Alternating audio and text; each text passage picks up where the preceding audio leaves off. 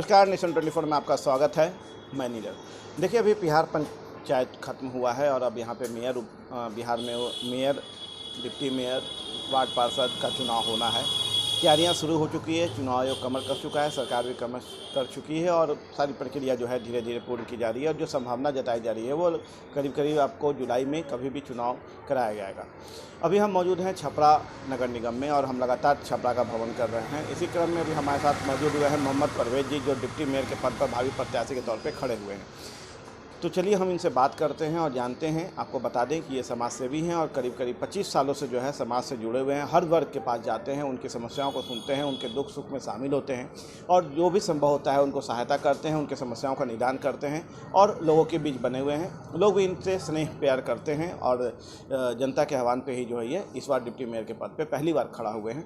तो चलिए हम इनसे बात करते हैं और जानते हैं इस सारी चीज़ों को, आखिर क्यों इनको समाज सेवा को छोड़ के डिप्टी मेयर के पद पर खड़ा होने की ज़रूरत पड़ी और जीत के बाद ये कैसे उन सारे समस्याओं को दूर करने का काम करेंगे जो अभी यहाँ पे स्थिति बनी हुई है।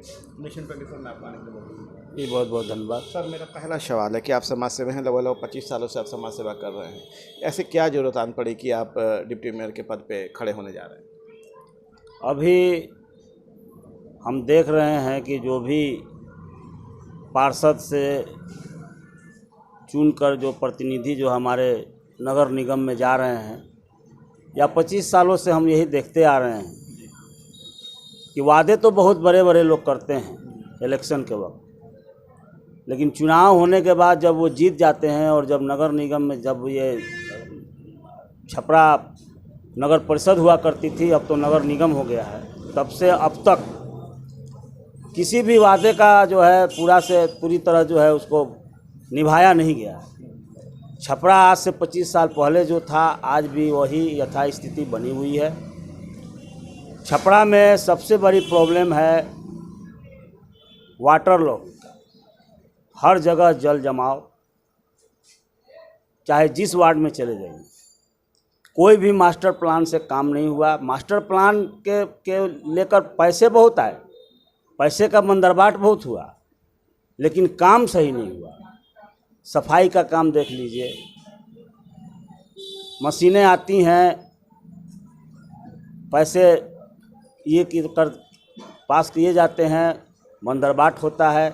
और सबसे बड़ी समस्या है कि पूरे छपरा शहर के बीचों बीच एक खनुआ नाला है जो बहुत प्राचीन है, करीब 150 साल पुरानी जो है वो खनुआ नाला है। और ऐसी व्यवस्था है कि पूरे छपरा शहर के नालों का जो है उसमें जो है जुड़ाव है और वो खनुआ नाला जिसका पानी जो है छपरा के चिंवर के तरफ और यहाँ के दरिया के तरफ उसको निकाल दिया जाए अगर सही से, और उसकी सही व्यवस्था कर दी जाए, तो हमको नहीं लगता है कि इस छपरा में कहीं भी जल जमाव होगा। लेकिन खनुआ नाले के नाम पे हर साल लूट होता है, उसके सफाई के नाम पर, उसके जो है मरम्मती के नाम पे करोड़ों अरबों का जो है बजट आता है और सब बंदरबाट हो जाता है।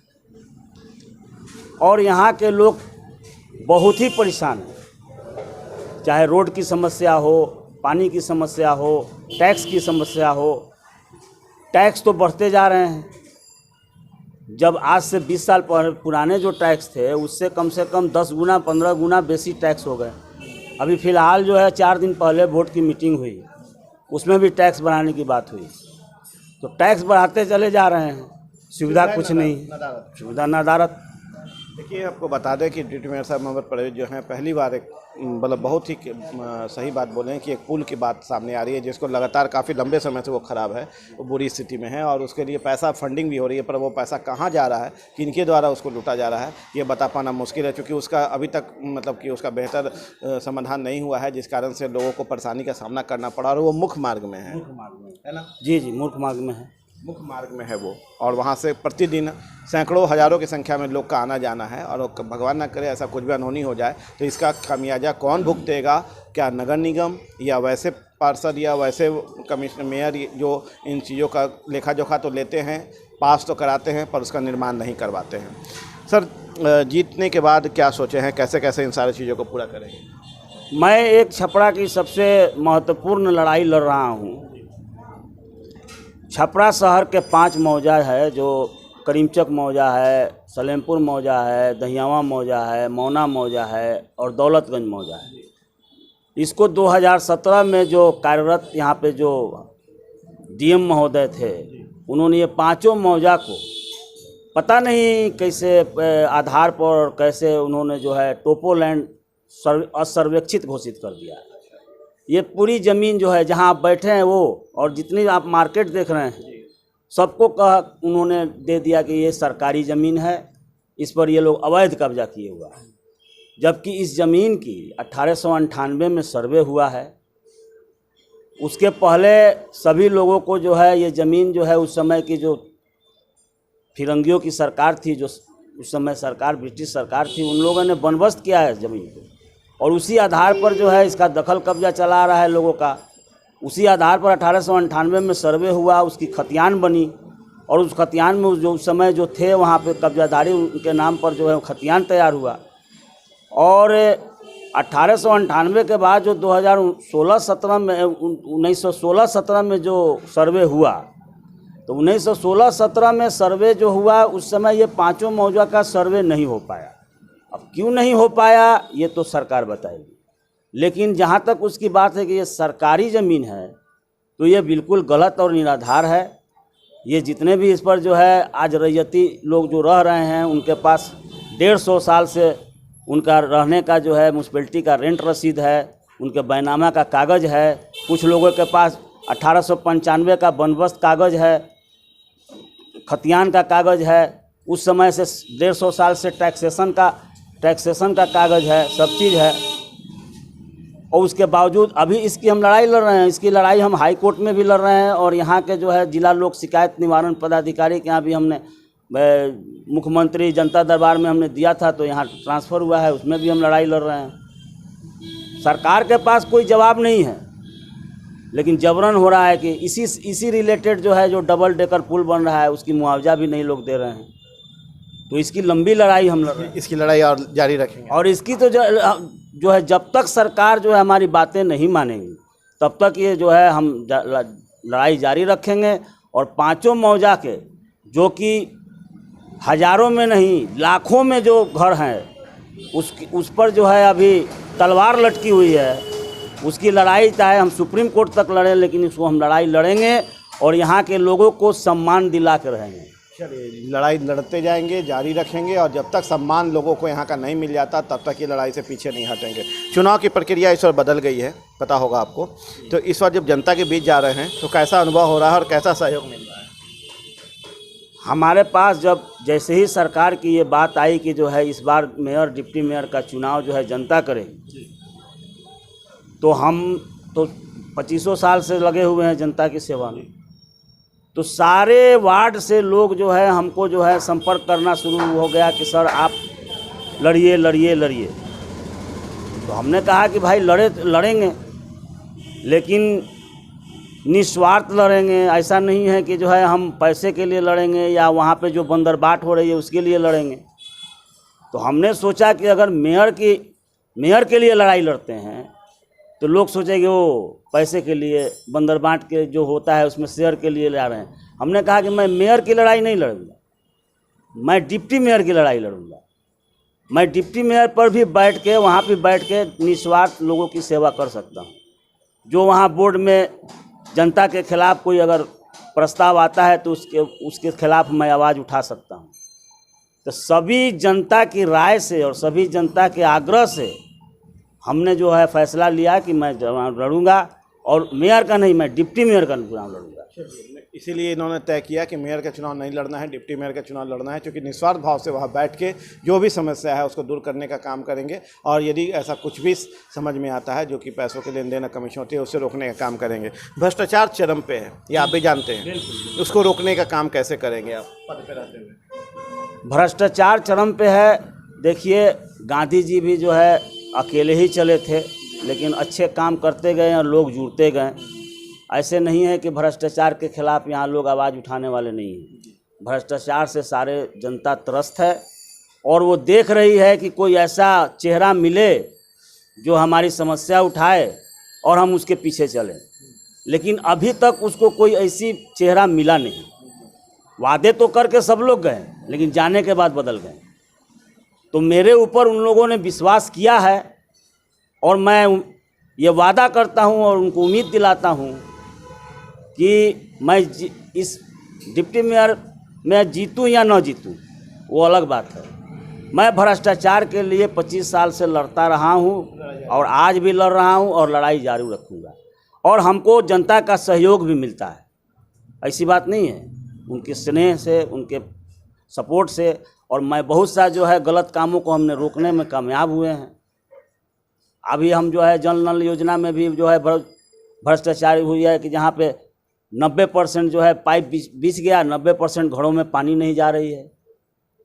रोड कटिंग हो गया, 90% रोड कटिंग का जो है फिर से रिपेयर नहीं हुआ। सारे वार्ड पार्षद मिलकर सब पैसे खा गए। देखिए बहुत क्लियर बोल रहे हैं कि समस्याएं बहुत बड़ी बड़ी है। रोड काट दिया गया, उसका भरीकरण नहीं हुआ, रोड जैसे के तस पड़ा हुआ है, लोगों को दिक्कत हो रही है। पानी पाइप का जल का घर तक पहुंच गया, पानी नहीं आ रहा है। वार्ड जो भी सदस्य हैं, वार्ड पार्षद जो भी हैं, वो सारे पैसों का बंदर बाट कर चुके हैं, खेल कर चुके हैं। ये मोहम्मद परवेज जी बता रहे हैं, जो डिप्टी मेयर पद पर भावी प्रत्याशी के तौर पर छपरा नगर निगम में खड़े हुए हैं और जनता का स्नेह और जनता का प्यार के साथ इनको विश्वास है कि ये जो है जनता इनको जिताने का काम करेगी। सर मेरा अगला सवाल है कि जीत के आने के बाद पहली प्राथमिकता क्या होगी? जीत के आने के बाद मेरी पहली प्राथमिकता होगी कि जनता की जो 2 बड़ी समस्याएं हैं, एक वाटर लॉगिंग जो कि बहुत बड़ी समस्या है। आज पूरे छपरा के 45 वार्ड में घूम जाइए, 90% वार्डों में पानी की समस्या लगने की समस्या है। थोड़ी सी बारिश रात में हुई है, थोड़ी सी मामूली बारिश हुई है सुबह में, हर जगह पानी ही पानी नज़र आ रहा है। इसके लिए प्लान है आपके पास? इसके लिए प्लान की क्या ज़रूरत है? इसके लिए तो ऑलरेडी खनुआ नाला है। सिर्फ हमको करना ये है कि उसके मास्टर प्लान के साथ सारे जगहों का जो है नाला लाके और उसमें लाके मिला दें। और नीचे से जो नमामि गंगे का जो प्रोग्राम जो सेंट्रल गवर्नमेंट का चल रहा है उसमें ले जाके मिला दीजिए और वो पानी आगे जाके उसको फिल्टर करके उसको सफाई करके गंगा में छोड़ दिया जाए। दूसरी प्राथमिकता ये है कि जो रोड का भी यहाँ बहुत खस्ता हाल है। आप पूरे शहर में चले जाइए, अगर गाड़ी लेके आए हैं तो आपकी कमर में दर्द तो ज़रूर हो जाएगी, मोटरसाइकिल लेके जा रहे हैं तो स्पाइनल में दर्द ज़रूर हो जाएगा। दूसरी प्राथमिकता होगी कि हम जो भी वार्ड में जो भी रोड है 45, अभी तो फिलहाल 45 वार्ड है, हो सकता है भविष्य में सरकार उसको 76 वार्ड कर दे। तो दूसरी प्राथमिकता है कि सारे वार्डों का रोड का गली रोड का जो है मरम्मतीकरण, नाले का जो है सही से उसका जो है मास्टर प्लान के साथ बना के ड्रेनेज का सही व्यवस्था करना। तीसरी प्लान है कि जो अननेसेसरी लोगों पर जो है बोर्डन डाला जा रहा है। अब जैसे एक बड़ी समस्या यहाँ आई हुई है कि एनजीओ के द्वारा जो है कूड़ा उठाया जा रहा है। तो हमारा एक सवाल है कि जो नगर निगम होल्डिंग का जो टैक्स लेती है, उस टैक्स में पानी का, सफाई का, स्वास्थ्य का, बिजली का, सबका टैक्स लेती है।